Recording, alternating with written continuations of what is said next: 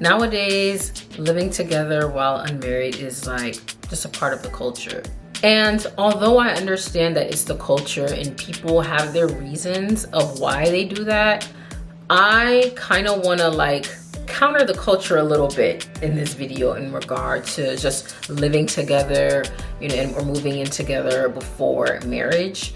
There's just a lot of things that concern me, and for me, that's why I personally made it a standard that I would not want to be in a relationship and live with a person if we're not married. Because as a Christian, I'm a Christian, my thing is I have to live according to the word of God.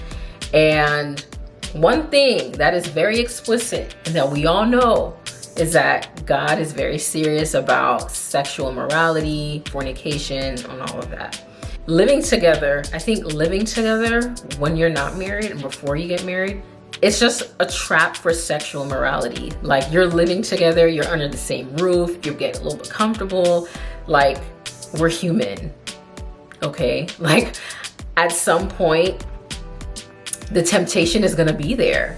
And why put yourself in a position to be tempted? Like, we're supposed to flee from sexual morality, not put yourself in that predicament and then try to like test the waters to see how far you can go without getting burned. Another thing I hear, you know, in regard to this from the culture is, well, you gotta go for a test drive. You gotta test it out first. You gotta see how you guys can live and cohabitate with each other.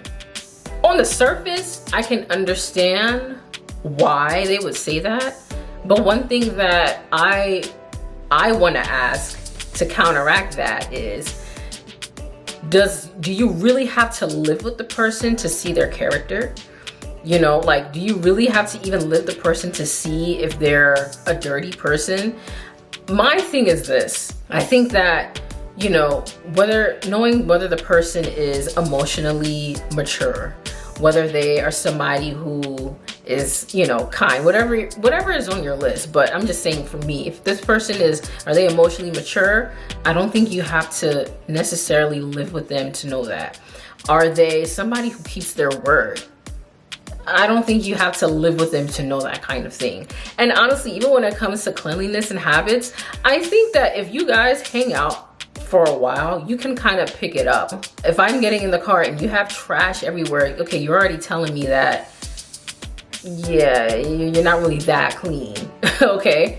Your house could be okay, but I don't know. I'm just the type of person where I look at like little details like that some people might overlook or might not think is a big deal. So with the whole, oh, you gotta test it out to see how you guys live and do all of this, I'm like, there's just certain things that I believe you don't really have to move in to find out. Oh, and also I want to talk about, why don't we ever talk about like the downside to the whole, let's try and test it out. You guys break up, but the lease isn't up yet. What do you do now? Like, how does that work? And I'm only asking this because I have actually seen this with people that I know. They moved in together, they had the lease, trying to test the waters to see how things work out. They break up, and it's like they're stuck in a lease, and sometimes they're just stuck living together, and it's awkward at this point. It's kind of like you don't want to be around this person, but you have to because you signed the lease.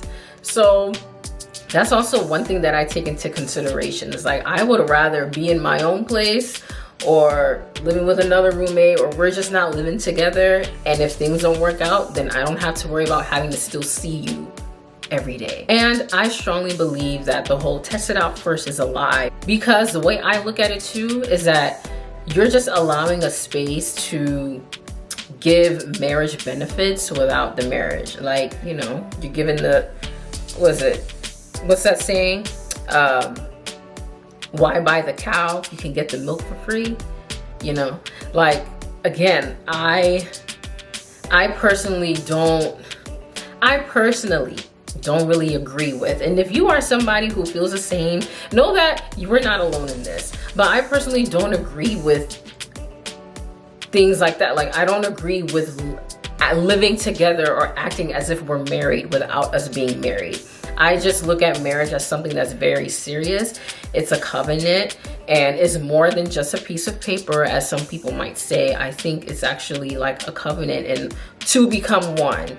And so without that institution, without that kind of boundary and that foundation, it just kind of makes things a little bit more messy.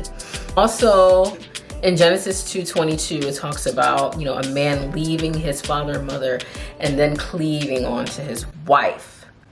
His wife, not his girlfriend, not his fiance, his wife. I don't know who this is for, but if you're watching this and you're stuck in a predicament where you kind of don't want to move in with somebody, but you feel pressured, I'm here to tell you that it's okay to like pump the brakes on that and really have a conversation. Because again, like, I think that as a woman, you know, I'm speaking from a woman's perspective, but I think that as a woman, you know, cooking and cleaning and washing his clothes and doing all this like that's for when we're married, and vice versa. This might be controversial. I'm gonna say, in regards to the guys, when it comes to paying all the bills, that's a husband privilege. I hear a lot of girls nowadays, oh, he needs to be a provider. He needs to pay my bills. I want to live a soft life. It's like, if you're living together and you're not married, I can see why like your mind would kind of go to that, because you're acting as if you're married, but you're not really married. However, again, I personally believe that for us women, when it comes to like the cooking and the cleaning, disclaimer, I'm not saying that I believe that only the women can cook and clean, okay? Don't hear what I'm not saying. But you know how you do, because I've seen it happen. They move in, they cook for the man, they clean for the man, they do this, they act like the wife.